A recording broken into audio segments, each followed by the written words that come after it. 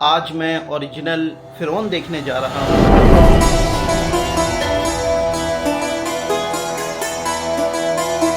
National museum کا ticket ہے جس کے اندر ہمیں فرعون دیکھنے کو ملے گا۔ یہ ٹکٹ مجھے انڈین کا پڑا ہے۔ تو حضرت عیسیٰ علیہ السلام کے دور میں جو بھی لوگ موجود تھے وہ لوگ اس طرح کے کپڑے پہنا کرتے تھے۔ اللہ، یہ جو آپ کو چابی دکھ رہی ہے یہ خانہ کعبہ کی چابی تھی۔ جو یہاں یہ تقریباً 1000 سال پرانا کعبہ شریف کا غلاف دیکھنے کو ملتا ہے۔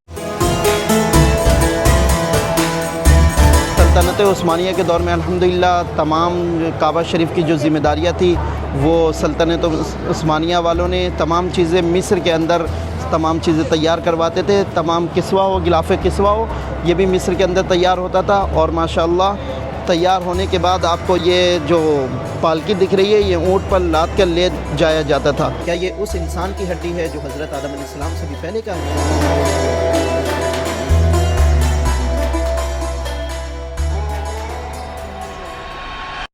السلام علیکم میرے پیارے بھائی اور بہنوں، الحمدللہ آج میں اوریجنل فرعون دیکھنے جا رہا ہوں۔ یعنی پچھلے ولاگ میں نے جو آپ کو فرعون کا گاؤں دکھایا تھا اس کے اندر سیم اسی طرح فرعون بنا کے، لیکن فرعون کی ممی بنا کر رکھا گیا ہے، لیکن وہ ڈمی ہے، وہ اوریجنل فرعون کی ممی نہیں تھی۔ آج جس میوزیم میں جا رہا ہوں الحمدللہ وہ اوریجنل فرعون کی ممی ہے جس کو اللہ نے 4000 سال سے محفوظ رکھا ہے ہماری عبرت کے لیے۔ تو چلیے میں چلتا ہوں اور آپ کو بھی وہ فرعون دکھاتا ہوں جس سے آپ اور ہم عبرت حاصل کریں، کیونکہ اللہ نے اس فرعون کو ہماری عبرت کے لیے آج تک اس کے جسم کو، اس کی لاش کو محفوظ رکھا ہے۔ تو آج میں اس میوزیم میں جا رہا ہوں جہاں جا کر میں بھی آپ کو اوریجنل فرعون کی ممی دکھاتا ہوں، اوریجنل لاش دکھاتا ہوں فرعون کی۔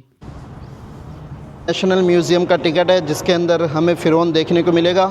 یہ ٹکٹ مجھے انڈین 1000 روپے کا پڑا ہے اجنبی لوگوں کے لیے، اور جو یہاں کے باشندے یا یہاں کے جو طالب علم ہیں انہیں 600 روپے کا ایک ٹکٹ ملتا ہے، اور جو ٹورسٹ ہوتے ہیں ان کو 1000 روپے کا ٹکٹ پڑتا ہے۔ تو اب چلتے ہیں فرعون کو دیکھتے ہیں اور اس سے عبرت حاصل کرتے ہیں۔ تو یہی قاہرہ کا نیشنل میوزیم ہے جس کے اندر فرعون اور بھی بہت سے اللہ کی نشانی، اللہ نے نشانی کے طور پر فرعون کی لاش کو جس طرح محفوظ رکھا ہے، اسی طرح ہمیں بہت ساری چیزیں دیکھنے کو ملے گی۔ تو چلیے وہ ساری چیزیں دیکھتے ہیں اور اس سے عبرت حاصل کرتے ہیں۔ جو آپ کو ہیکل دکھ رہا ہے، جو ہڈیاں دکھ رہی ہے، کیا یہ اس انسان کی ہڈی ہے جو حضرت آدم علیہ السلام سے بھی پہلے کا ہے؟ لیکن تعجب اس پر ہوتا ہے کہ اسے 35000 سال پرانا بتایا جا رہا تھا، جسے انسان کی طرح دکھنا اور انسانوں کی طرح زندگی گزارنے والا بتایا جا رہا ہے، یعنی جسے سائنس ہیومن ایوولوشن بتاتی ہے کہ انسان سے پہلے انسان کی طرح دکھنے والی کچھ پرجاتی دنیا میں تھی۔ تو کیا ہم بھی اسے حضرت آدم علیہ السلام سے پہلے کا کسی انسان نما کی اسکیلیٹن مان لے؟ تو ہرگز نہیں، بلکہ اسلام میں قرآن و حدیث کے مطابق حضرت آدم علیہ السلام پہلے انسان ہیں جن سے انسانوں کی نسل چلی، اور تاریخی کتابوں سے پتہ چلتا ہے کہ حضرت آدم علیہ السلام کو دنیا میں آئے ہوئے 10,000 سال کا ہی وقت گزرا ہے۔ اب آپ کہو گے کہ کم و بیش 1,24,000 انبیاء کرام ہیں، اگر ایک سال بھی یا 2 سال بھی سب کے جوڑ لے تب بھی یہ پیریڈ بہت کم بن رہا ہے۔ تو شاید آپ کو نہیں پتا کہ ایک ہی وقت میں کئی انبیاء کرام ایک ساتھ دنیا میں موجود تھے۔ خیر، قرآن اس چیز کو کھلے الفاظ میں بیان کر چکا ہے کہ انسان کی تخلیق جس کی مٹی سے ہوئی ہے وہ پہلے انسان حضرت آدم علیہ السلام ہے، اور انہی سے انسان کی نسل چلی، جس سے واضح ہوتا ہے کہ حضرت آدم علیہ السلام سے پہلے انسان یا انسان نما کوئی مخلوق نہیں تھی جو انسان کی طرح زندگی گزارتی ہو۔ تو ہم اس چیز کو ضرور مانتے ہیں کہ دنیا میں حضرت آدم علیہ السلام سے پہلے اللہ کی کئی مخلوق موجود تھی، جن میں سے ایک جنات بھی تھے، لیکن کوئی انسان یا انسان نما کوئی مخلوق نہیں تھی۔ اب اس اسکیلیٹن کو جو 35000 سال پرانا بتایا جا رہا ہے تو اس کو ہم تبھی حقیقت مان سکتے ہیں کہ ہو سکتا ہے کہ یہ کسی جنگل میں گزارنے والے شخص کی یا انسان کی طرح دکھنے والی اللہ کی مخلوق کی اسکیلیٹن ہو، جو کہ حضرت آدم علیہ السلام کے بعد ہی کا ہوگا، کیونکہ یہ تو کچھ 100 سال پہلے ہی ملا ہے، اور ریسرچ کرنے کے بعد اندازہ لگایا گیا ہے جو کہ غلط بھی ہو سکتا ہے، کیونکہ سائنس کی ریسرچ بدلتی رہتی ہے۔ ایک ٹائم پیریڈ تک کچھ ہوتا ہے پھر کچھ اور ہو جاتا ہے، لیکن اللہ کا فرمان قطعی ہے جو کبھی بدلتا نہیں۔ مگر حضرت آدم علیہ السلام کا جو پیریڈ بتایا جاتا ہے کہ 10,000 سال کا ہی وقت گزرا ہے، تو یہ بھی ایک تحقیق کے مطابق اندازہ ہی لگا کر بتایا گیا ہے، اس سے زیادہ بھی ہو سکتا ہے یا کم، واللہ اعلم۔ تو حضرت عیسیٰ علیہ السلام کے دور میں جو بھی لوگ موجود تھے وہ لوگ اس طرح کے کپڑے پہنا کرتے تھے۔ یہ لباس تھا حضرت عیسیٰ علیہ السلام کے دور کا۔ الحمدللہ 800 سال پہلے جو غلاف کعبہ ہوتا تھا اس کے اندر صرف بلیک اور وائٹ نہیں ہوتا تھا، یعنی آج آپ کو غلاف کعبہ میں بلیک اور گولڈن کلر دکھتا ہوگا، لیکن 800 سال پہلے بلیک اور گولڈن کے علاوہ بھی الگ الگ کلر ہوتے تھے۔ تو یہ 800 سال پرانا غلاف کعبہ ہے ماشاءاللہ، جس کی زیارت آپ لوگ بھی کریے، اور ماشاءاللہ بہت ہی خوبصورت ہے یہ۔ یہ دیکھیں لینتھ اس کی دیکھیے ماشاءاللہ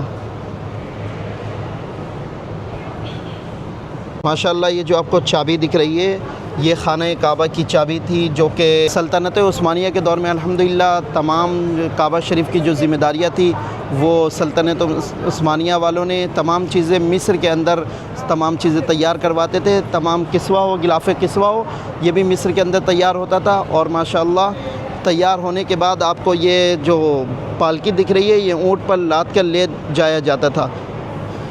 تو اس سے احساس ہوتا ہے کہ سلطنت عثمانیہ غلاف کعبہ کو لے کر کتنے ذمہ دار تھے۔ اور اس پالکی میں ہر سال تیار ہو کر شان و شوکت کے ساتھ ایک قافلہ کی صورت میں مکہ مکرمہ جاتا تھا۔ تو آج کی سعودی حکومت کو یہ چیز سلطنت عثمانیہ سے سیکھنا چاہیے کہ وہ تمہاری طرح پیسوں کے چکر میں یا کسی ناپاک انسان کو خوش کرنے کے چکر میں، جیسا کہ ایپسٹین کو تم نے دیا جس نے غلاف کعبہ کی کس طرح بے حرمتی کی، ہر کوئی جانتا ہے۔ تو غلاف کعبہ کا ادب سیکھنا ہے تو عثمانیوں سے سیکھو کہ وہ اس خدمت کو اپنی دینی ذمہ داری سمجھتے تھے، اس لیے جو لوگ غلاف کعبہ بناتے تھے انہیں باوضو بنانے کی نصیحت تھی۔ یہاں تک کہ غلاف کعبہ کے کاریگر کا صرف ماہر ہونا ضروری نہیں تھا بلکہ ان کا نیک سیرت متقی ہونا بھی ضروری تھا، جن میں اکثر حافظ اور علماء ہوا کرتے تھے۔ آج کی طرح ہر کسی کو، یعنی آج پیسے دے کر کوئی بھی ناچنے گانے والا ایکٹر ایکٹریس غلاف کعبہ کی کاریگری میں ہاتھ لگا لیتے ہیں۔ ان کے دور میں ایسا نہیں تھا کیونکہ وہ اسے ایک مقدس خدمت سمجھتے تھے۔ اسی سے سمجھ جاؤ کہ وہ غلاف کعبہ کا کتنا احترام کرتے تھے۔ آج آپ کو غلاف کعبہ پر بے شمار سونا نظر آ جائے گا لیکن وہ ادب وہ احترام نظر نہیں آئے گا جو عثمانی لوگ کرتے تھے۔ تو اب ہم جا رہے ہیں فرعون کی ریئل یعنی اصلی لاش دیکھنے، جو کہ اس تہہ خانے کے اندر ہے۔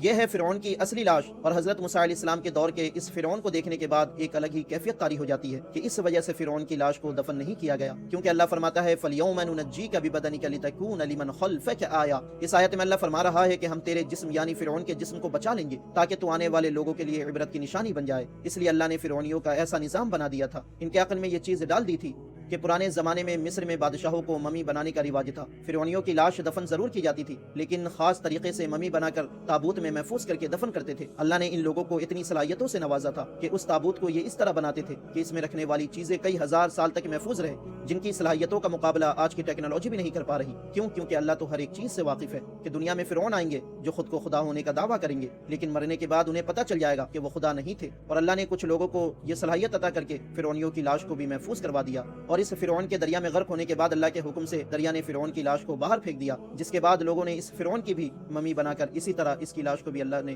محفوظ کروا دیا، تاکہ ان تمام فرعونیوں کی لاش کو دیکھ کر لوگ عبرت حاصل کریں کہ جو خود کو خدا کہتا تھا ان کی آج حالت دیکھ لو، یہ سڑ گل کر پڑے ہوئے ہیں۔ جو خود کو خدا کہتا تھا وہ آج مرا پڑا ہوا ہے، حالانکہ خدا کو تو نہ موت آتی ہے نہ نیند، مگر پھر بھی وَإِنَّ كَثِيرًا مِّنَ النَّاسِ عَنْ آيَاتِنَا لَغَافِلُونَ۔ اللہ کی ان نشانیوں سے بہت سے لوگ غافل ہیں، تو ہمارا یہ حق بنتا ہے کہ ہم فرعون کی لاش سے عبرت حاصل کریں، کیونکہ اللہ نے فرعونیوں کی لاش کو ہمارے لیے محفوظ رکھا ہے تاکہ اس سے ہم اور ہماری آنے والی نسلیں عبرت حاصل کر سکیں۔ تو جہاں فرعون کو میں دیکھنے گیا تھا وہاں آپ زیادہ دیر کھڑے نہیں رہ سکتے، یعنی کوئی ویڈیو وغیرہ شوٹ نہیں کر سکتے۔ وہاں آپ کو 22 سے زائد فرعون دیکھنے کو ملتا ہے اپنے اپنے زمانے کے وقت کا، اور جو حضرت موسیٰ علیہ السلام کے دور میں جو فرعون تھا وہ 2 فرعون تھا۔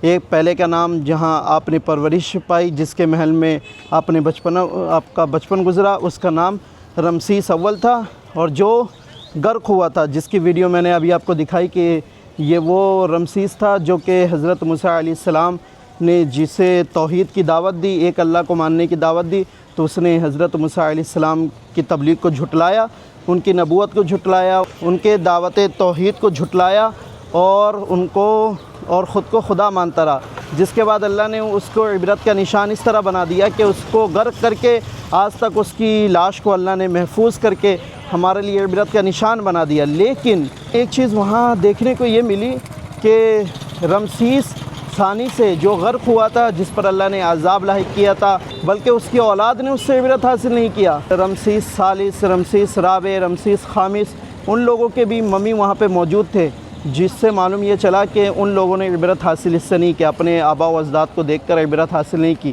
تو اس سے یہ پتہ چلا کہ آج بھی فرعون کی جو لاش ہے وہ ہر کسی کے لیے عبرت کا نشان نہیں ہے، بلکہ بہت سے لوگ اس سے عبرت حاصل کرتے ہیں۔ جس کے پاس ایمان ہے وہی عبرت حاصل کرتے ہیں، جسے اللہ توفیق دیتا ہے وہی اس کی لاش سے عبرت حاصل کرتا ہے، ورنہ بہت سے لوگ صرف آتے ہیں اور دیکھ کر چلے جاتے ہیں۔ اس لیے قرآن میں بار بار اللہ نے یہ ارشاد فرما دیا کہ پچھلی قوموں سے عقل والے ہی عبرت حاصل کرتے ہیں، لیکن جو غرور، تکبر، ضد میں رہتے ہیں وہ اس سے عبرت حاصل نہیں کرتے۔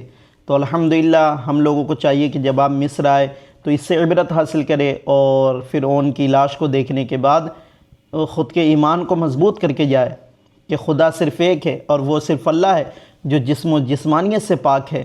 یہ پیسہ، پاور، مال و دولت خدا ہونے کی پہچان نہیں ہے، بلکہ اللہ نے تو بڑے سے بڑے غرور کرنے والوں کا غرور مٹا کے رکھ دیا۔